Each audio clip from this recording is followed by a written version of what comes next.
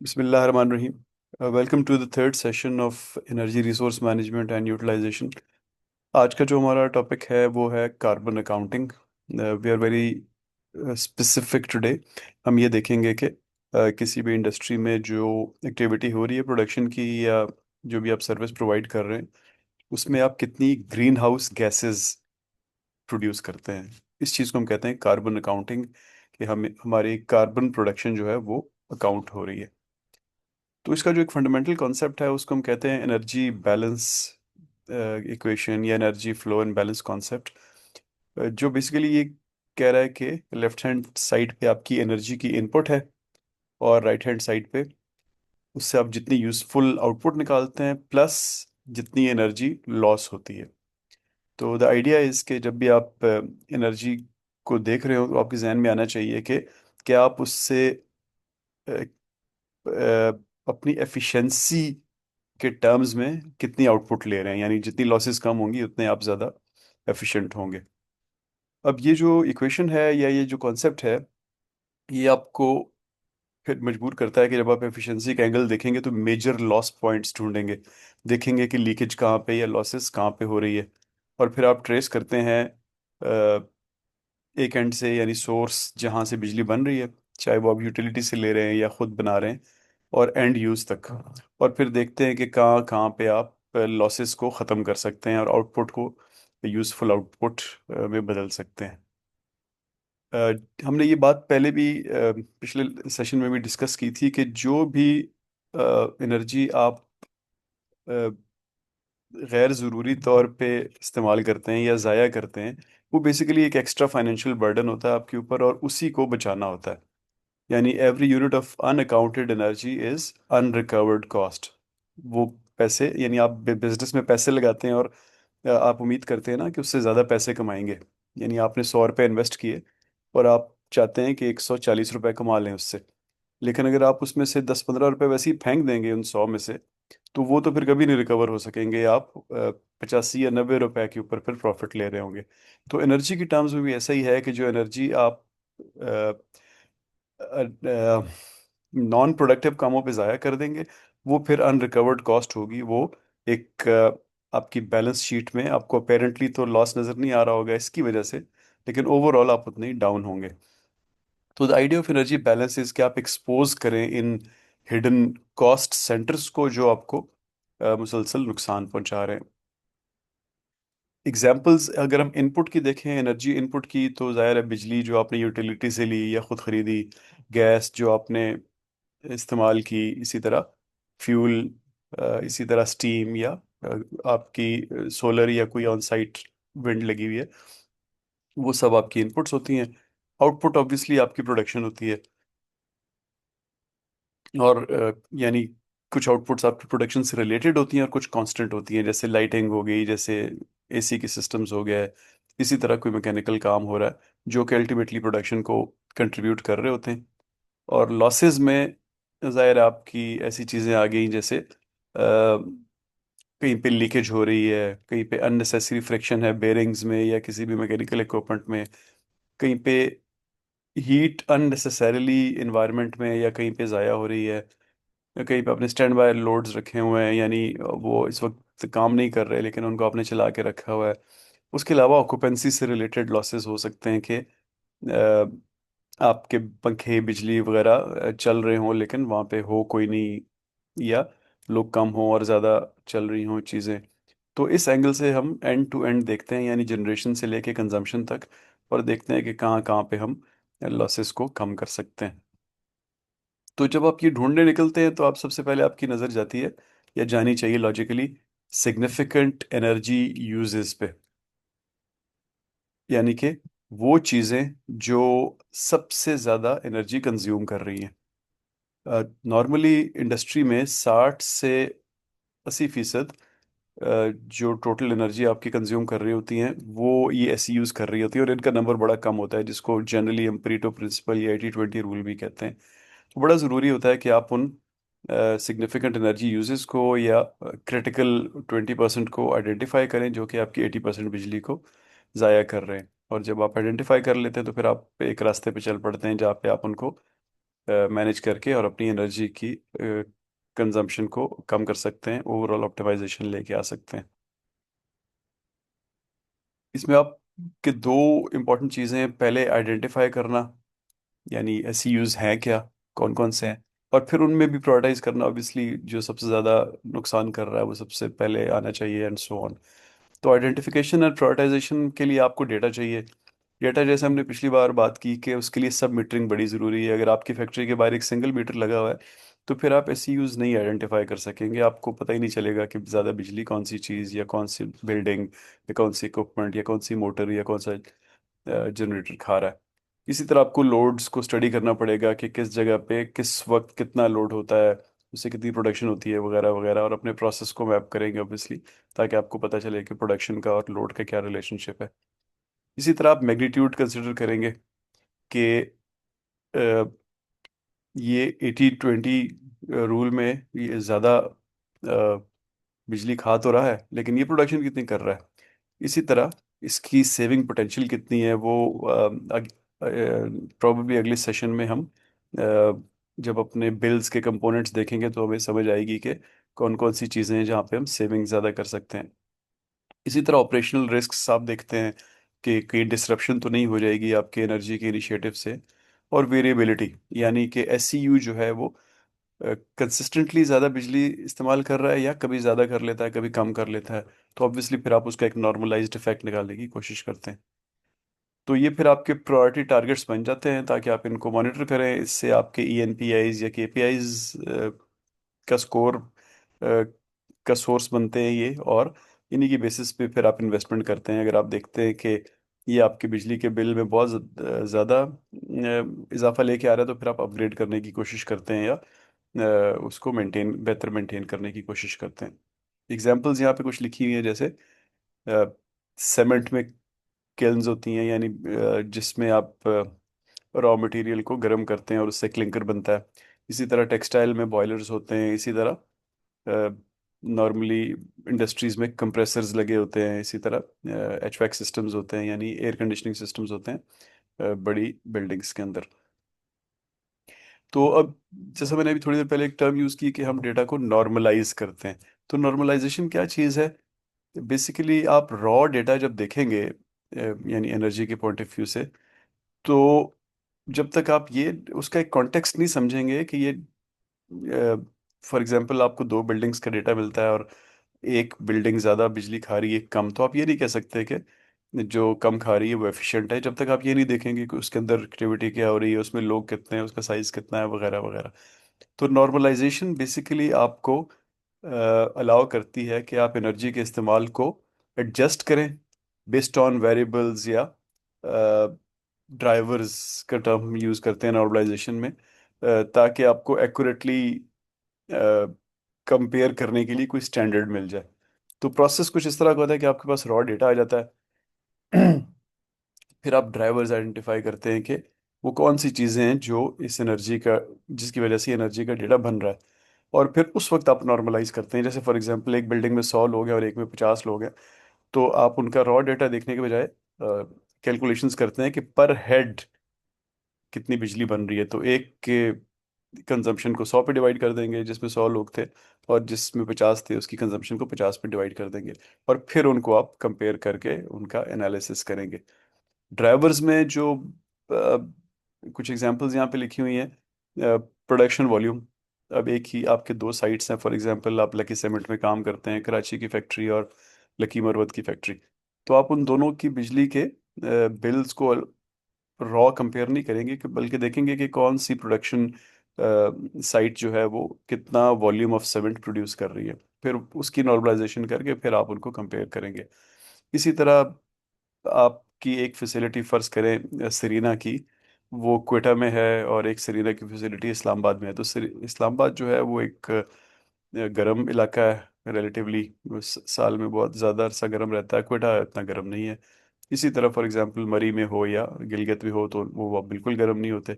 तो फिर आप उनको नॉर्मलाइज करते हैं कूलिंग या हीटिंग डिग्री डेज के बेसिस पे। इस ऑक्यूपेंसी की हमने बात की। इसी तरह ऑपरेटिंग आवर्स एक ड्राइवर होता है कि कितने देर इस मशीन ने या इस फैक्ट्री ने काम किया। तो एग्जांपल्स हैं कि 20% राइज इन प्रोडक्शन, यानी आप एक एक फैक्ट्री जो है वो 100 टन बना रही है सीमेंट, एक फैक्ट्री 120 टन बना रही है, तो जाहिर है 120 टन में एनर्जी ज़्यादा लगेगी। लेकिन जब तक आप ये नहीं देखेंगे कि इनमें ज़्यादा एफिशिएंट कौन है, तो आपको बात समझ नहीं आएगी। तो वो एफिशिएंसी आप तभी देख सकेंगे जब आप नॉर्मलाइजेशन करेंगे इन दोनों के डेटा की। तो फिर ये आपको अलाउ करता है कि आप अ, फिर कंपैरिजन करें अपनी दो साइट्स के दरमियान, अपनी दो फैक्ट्रीज के दरमियान, ईयर टू ईयर कंपैरिजन करें, यानी किसी साल ज़्यादा गर्मी पड़ी, किसी साल कम गर्मी पड़ी, किसी साल प्रोडक्शन ज़्यादा थी, किसी साल प्रोडक्शन कम थी वगैरह। और फिर उस बेसिस पे आप एडवांस्ड रिग्रेशन एनालिसिस करते हैं ताकि आपको इंडिपेंडेंट वेरिएबल्स जिनकी वजह से बिजली कम या ज़्यादा इस्तेमाल हुई, एनर्जी कम या ज़्यादा इस्तेमाल हुई, उनको आइडेंटिफाई कर सकें। अब पर्टिकुलरली कार्बन या ग्रीन हाउस गैसेस की टर्म्स में हम एक फैक्टर इस्तेमाल करते हैं जिसको हम कहते हैं एमिशन फैक्टर, या ईएफ कहते हैं। बेसिकली एक कोफिशिएंट है जो बताता है कि आप किस रेट पे ग्रीन हाउस गैसेस एमिट कर रहे हैं और एटमॉस्फेयर में छोड़ रहे हैं। ग्रीन हाउस गैसेस में सबसे कॉमन बल्कि ऑलमोस्ट एंटायरली CO2 होती है मेजर इंडस्ट्रीज में। स्पेशलाइज्ड इंडस्ट्रीज में और भी गैसेस निकलती हैं। तो ये क्रिटिकल मैट्रिक है जो आपकी एनर्जी कंजम्पशन को ग्रीन हाउस गैसेस के इक्विवेलेंट में या CO2 इक्विवेलेंट में कन्वर्ट करती है। और फिर आप इसकी बेसिस पे कार्बन अकाउंटिंग करते हैं। तो एक इक्वेशन इसकी कुछ इस तरह से है कि your emissions are equal to your energy consumption multiplied by your emission factor. अब एमिशन फैक्टर जो है ये इट डिपेंड्स ऑन कि आपके फ्यूल का सोर्स क्या है। फॉर एग्जांपल इलेक्ट्रिसिटी का एमिशन फैक्टर जो है वो, आप अगर ग्रिड से खरीद रहे हैं तो आपको डायरेक्टली नहीं पता चलेगा। आपको नेपरा की वेबसाइट से पता चलेगा कि आज उन्होंने कितने बिजली हाइडल से जनरेट की, कितनी बिजली न्यूक्लियर से की, कितनी बिजली IPPs या थर्मल सोर्सेज से की वगैरह वगैरह। तो तब आपको पता चलेगा कि आपका एमिशन फैक्टर आज का क्या था या इस महीने का क्या था। अगर आप खुद जनरेट कर रहे हैं तो फिर आपको ऑलरेडी पता है कि आपका फ्यूल क्या है या आपका सोर्स ऑफ एनर्जी क्या है। आप विंड या सोलर या डीजल जनरेटर या किसी और चीज़ से बना रहे हैं, तो आप उसका जो फैक्टर है, फैक्टर स्टैंडर्डाइज्ड है पूरी दुनिया में। नहीं तो आप खुद भी कैलकुलेट कर सकते हैं। इसी तरह आपका जो फ्यूल है, उस जैसे गैस और डीजल और कोल वगैरह, वो उसके कार्बन कंटेंट से आप मेजर करते हैं। यानी फॉर एग्जांपल आप गैस को, नेचुरल गैस को जलाएं, और इसके लिए स्पेसिफिक इक्विपमेंट मिलती है, अभी बहुत महंगी इक्विपमेंट भी नहीं होती। जो उससे गैस खारिज हो रही है, आप उसको मेजर करते हैं कि उसने 1 2 4 मिनट में कितनी CO2 जनरेट की, और उसको फिर मल्टीप्लाई करके आप देख लेते हैं कि वो पर आ रही है जिस स्टैंडर्ड पे भी आपने रखा हुआ है कितनी हो रही है। इसी तरह फॉर एग्जांपल डीजल, डीजल के आपको पता है बहुत सारे ग्रेड्स होते हैं। तो आप कौन सा ग्रेड इस्तेमाल कर रहे हैं, अगर आपको अपना ग्रेड पता है तो उसकी आपको इंटरनेट पे एमिशन फैक्टर मिल जाएगा। इसी तरह कोल के बहुत सारे ग्रेड्स होते हैं। आपने सुना होगा कि हम पाकिस्तान में जो थर से कोयला निकलता है उसकी कैलोरीफिक वैल्यू कुछ और है। इसी तरह जो बलूचिस्तान से निकलता है उसकी कुछ और है, KP से निकलता है कुछ और है वगैरह वगैरह। नॉर्मली एमिशन फैक्टर को हम एक्सप्रेस करते हैं kilogram of carbon dioxide per unit of energy. यानी एक यूनिट बनाया आपने एनर्जी का, तो उसमें कितनी किलोग्राम CO2 प्रोड्यूस हो रही है। अब यूनिट ऑफ एनर्जी अभी हम थोड़ी देर में देखेंगे, इसके भी नुआंसेस हैं। अब जो अगर आप सही एक्यूरेट कार्बन अकाउंटिंग करना चाहते हैं तो फिर आपका एनर्जी डेटा भी रिलायबल होना चाहिए, और एमिशन फैक्टर की सिलेक्शन भी बिल्कुल ठीक होनी चाहिए। वो रैंडम नहीं होनी चाहिए। जैसे हमने ऊपर देखा कि आपके sources of energy clearly identify हों, और उनके अंदर अगर ग्रेड्स हैं तो वो भी क्लियरली आइडेंटिफाइड हों। इसमें एमिशंस में स्कोप 1, स्कोप 2 और स्कोप 3 की टर्म्स यूज होती हैं। इसमें बहुत सारी टर्म्स ऐसी हैं जो मैं इस्तेमाल कर रहा हूँ, जो ISO स्टैंडर्ड है एनर्जी मैनेजमेंट का, जिसको हमने पिछली क्लास में डिस्कस किया था, 50,001। ये वहाँ से ये टर्म्स आ रही हैं, ये एमिशन फैक्टर वगैरह अभी तक हम जितने भी पढ़ चुके हैं। तो इसी तरह स्कोप 1, स्कोप 2, स्कोप 3 भी वहाँ की टर्म्स हैं। स्कोप 1 का मतलब होता है कि वो फ्यूल या या वो एनर्जी जो आप खुद जनरेट कर रहे हैं। स्कोप 2 का मतलब होता है वो एनर्जी जो आप परचेज कर रहे हैं, यानी ग्रिड से या यूटिलिटी से खरीद रहे हैं, अपनी डिस्को से खरीद रहे हैं। और स्कोप 3 वो एनर्जी होती है जो कि, यानी वो एमिशंस फ्रॉम एनर्जी होती है जो कि आपके सप्लाई चेन पार्टनर्स कर रहे हैं। अब यू कैन इमेजिन कि स्कोप 1 तो बहुत आसान है कैलकुलेट करना, क्योंकि आप खुद पता है कौन सा फ्यूल है और आप उसकी डिटेल देख सकते हैं। स्कोप 2 भी काफ़ी आसान है, क्योंकि नेपरा बहुत डिटेल में पब्लिश करता है, डेली के बेसिस पे अपनी डिटेल के वो उसने किस सोर्स से एनर्जी आज प्रोड्यूस की है। लेकिन स्कोप 3 जो है वो ऑब्वियसली वो बहुत ज़्यादा आपके कंट्रोल में नहीं होता, क्योंकि जो जो आप सप्लाई चेन में पीछे जाते जाते हैं तो आपको इस तरह के लोग कम मिलने शुरू हो जाते हैं जो जो जिनको इस इन कॉन्सेप्ट्स की डिटेल्स पता होती हैं। तो फिर जो एडवांस्ड इकोनॉमीज हैं, स्पेशली ईयू, वो फिर आपको फोर्स करते हैं कि आप अपनी वैल्यू चेन के भी कार्बन अकाउंटिंग करें, यानी स्कोप 3 के आपके पास नंबर्स होने चाहिए।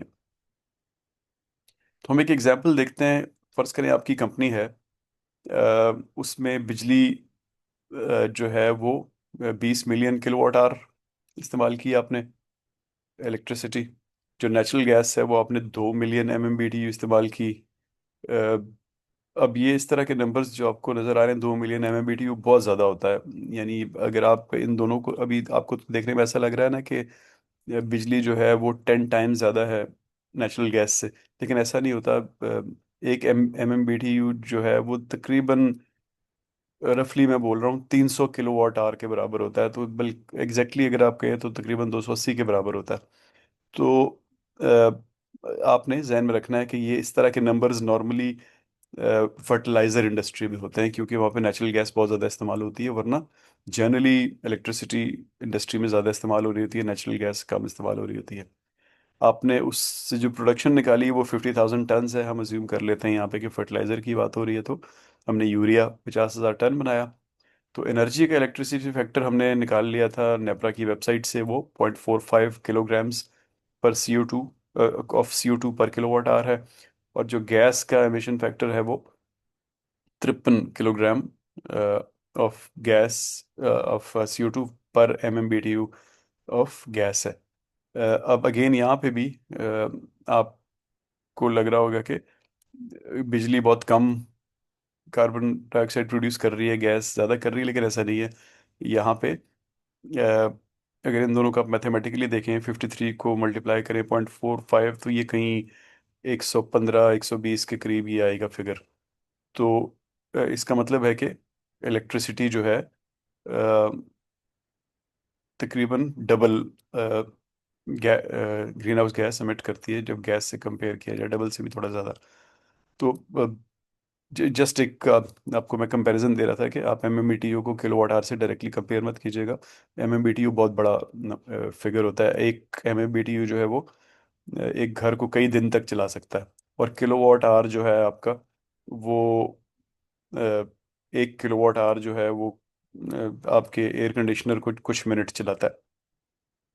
तो यहाँ पे हमने जो कैलकुलेट करना है वो है इलेक्ट्रिसिटी इंटेंसिटी, गैस इंटेंसिटी, यानी हमारी जो इलेक्ट्रिसिटी है वो कितने ग्रीन हाउस गैसेस प्रोड्यूस कर रही है, CO2 वगैरह, और गैस कितनी कर रही है। इसी तरह आपकी स्कोप 2 एमिशंस क्या हैं, यानी लेट्स से कि बिजली आप खुद बना रहे हैं, बिजली आप ग्रिड से ले रहे हैं, तो स्कोप 2 एमिशंस आपकी बिजली से आ जाएंगी। स्कोप 1 एमिशन, क्योंकि गैस आपकी अपनी साइट पे है तो आपको पता है डिटेल, तो हम उसको स्कोप 1 एमिशन कह रहे हैं। और इन दोनों को जमा करेंगे तो टोटल कार्बन इंटेंसिटी आ जाएगी। तो ये कैलकुलेट कैसे होगा, स्टेप वाइज करके देखते हैं। इलेक्ट्रिसिटी इलेक्ट्रिसिटी इंटेंसिटी कैसे कैलकुलेट होगी कि आप 20 मिलियन को, आप 50,000 टन बनाया आपने यूरिया, तो 20 मिलियन को 50,000 से डिवाइड कर देंगे। तो आप का इसका मतलब है 400 किलोवाट आवर पर टन बिजली आपकी लगी। एक टन फर्टिलाइजर बनाने में 400 किलोवाट आवर बिजली लगी। इसी तरह गैस को देख लें आप, तो जो आपके 2 मिलियन MMBTU थे उसको 50,000 पे डिवाइड कर दें तो आपकी 40 MMBTU गैस लगी 1 टन ऑफ यूरिया प्रोड्यूस करने में। अ, अब ये स्कोप टू एमिशंस को देखें, यानी बिजली जो आपने बाजार से खरीदी या ग्रिड से खरीदी, तो उसका जो हमारे पास इंटेंस फैक्टर था, एमिशन फैक्टर, वो 0.45 था। तो 2 मिलियन को हम 0.45 से, यानी जितनी बिजली इस्तेमाल की उसको 0.45 से मल्टीप्लाई करेंगे तो 9 मिलियन किलोग्राम ऑफ CO2 आ गई, या 9,000 टन ऑफ CO2 आ गई।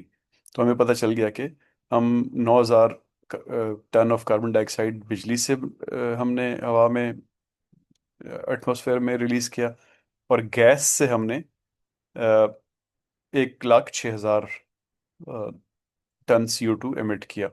यानी जो हमारा एमिशन फैक्टर था उसको हमने मल्टीप्लाई किया 2 lakh, 2 million MMBTUs of gas जो हमने इस्तेमाल किया, और आखिर में हम इन दोनों को ऐड कर देंगे, यानी 9,000 जो स्कोप टू एमिशंस थी, और 1,06,000 जो स्कोप वन एमिशंस थी। तो हमारी टोटल एमिशंस हो गई 2.3 टन्स ऑफ कार्बन डाइऑक्साइड पर टन ऑफ प्रोडक्ट। तो अब आप इसको इस तरह फिर अपनी कार्बन अकाउंटिंग कर सकते हैं, और अपनी production of green house gases को रिपोर्ट कर सकते हैं। तो पीछे हम अ, ने देखा कि टोटल CO2 कितनी प्रोड्यूस हुई, यानी नंबर 3 और नंबर 4 में। तो हमें पता लगा कि 1,06,000 जमा 9,000 प्रोड्यूस हुई, उसको हमने डिवाइड कर दिया टोटल अपनी प्रोडक्शन पे, जो कि 50,000 टन ऑफ यूरिया थी। तो हर यूरिया के टन के लिए, 1 टन के लिए हमने 2.3 टन कार्बन डाइऑक्साइड एटमॉस्फेयर में रिलीज की।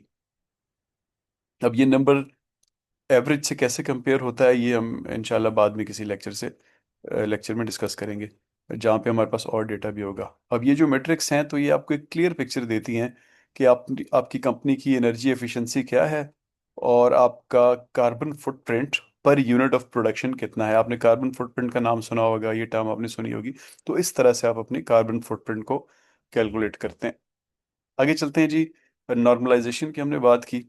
बेसिकली रिग्रेशन एनालिसिस हमें हेल्प करता है कि हम एफिशिएंसी को अलग करें एक्टिविटी इफेक्ट से, यानी इन अदर वर्ड्स हम ये ना देखें कि how busy was our factory, बल्कि हम देखें कि how efficient was our factory in terms of energy.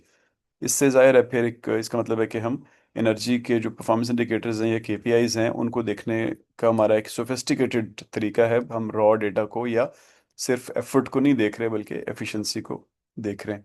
इसकी इक्वेशन, यानी रिग्रेशन, स्टैंडर्ड रिग्रेशन इक्वेशन की शक्ल की इक्वेशन है, ये कुछ इस तरह की है कि energy in kilowatt hours is equal to a, यानी रिग्रेशन इक्वेशन के जो दो कंपोनेंट होते हैं ना, ए का मतलब होता है इंटरसेप्ट, यानी when y is equal to 0, तो x की वैल्यू क्या है। प्रोडक्शन के टर्म में हम कहें कि प्रोडक्शन कोई नहीं हो रही, तो तब भी कितनी बिजली इस्तेमाल होती है। यानी आपने आज बनाया कुछ नहीं, तो कितनी बिजली इस्तेमाल हो रही है।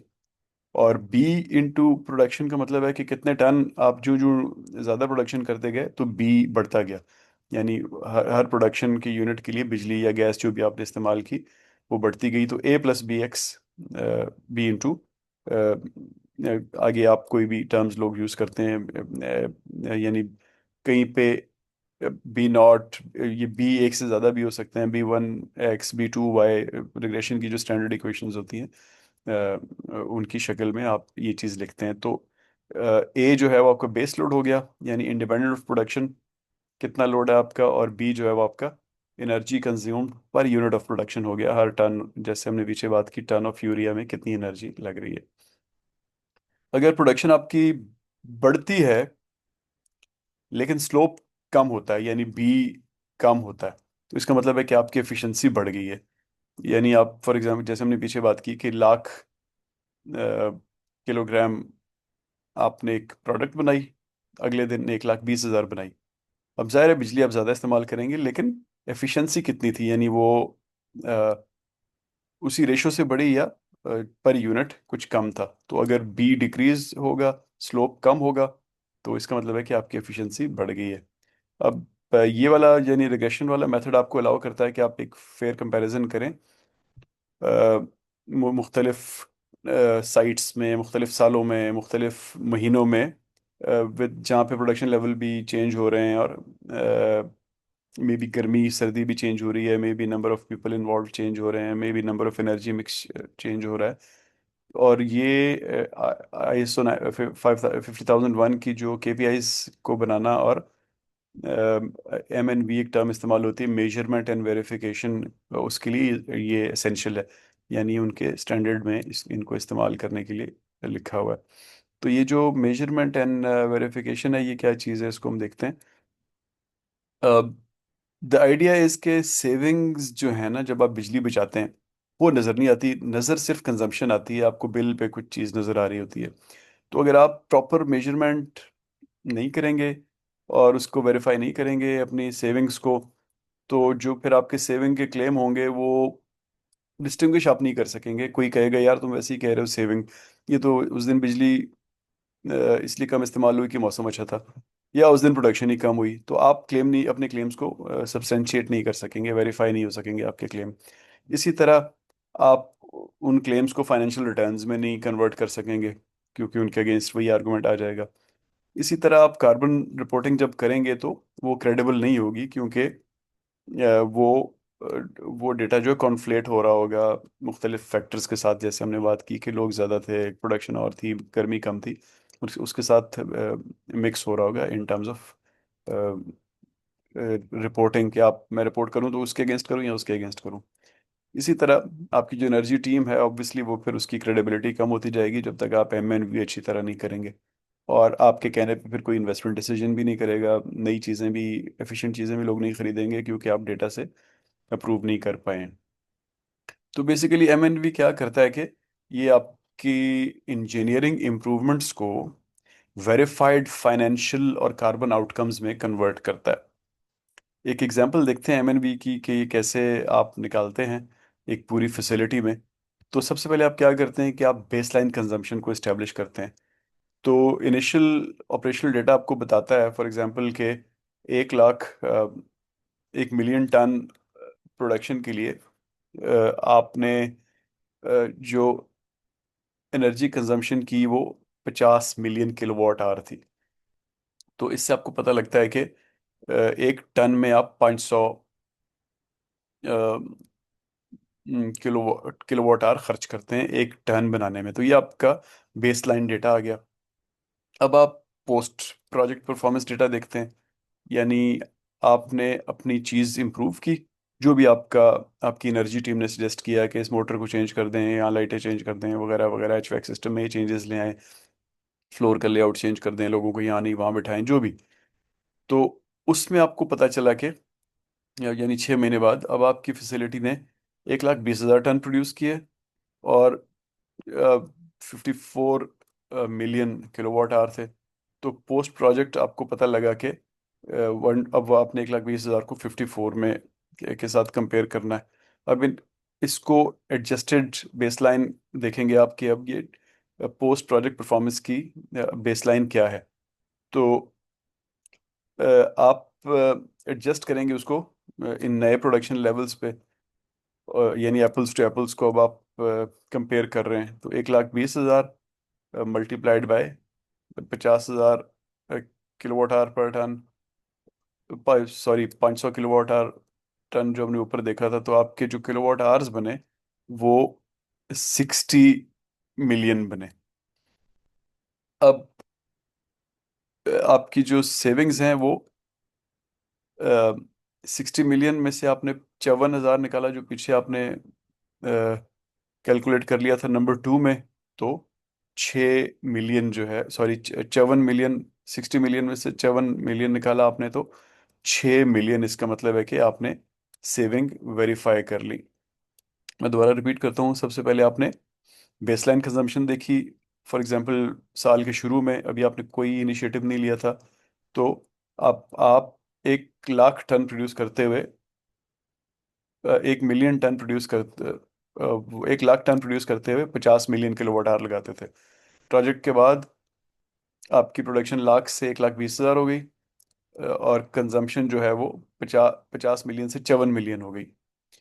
अब आपने अपनी बेसलाइन को एडजस्ट किया, तो पता लगा कि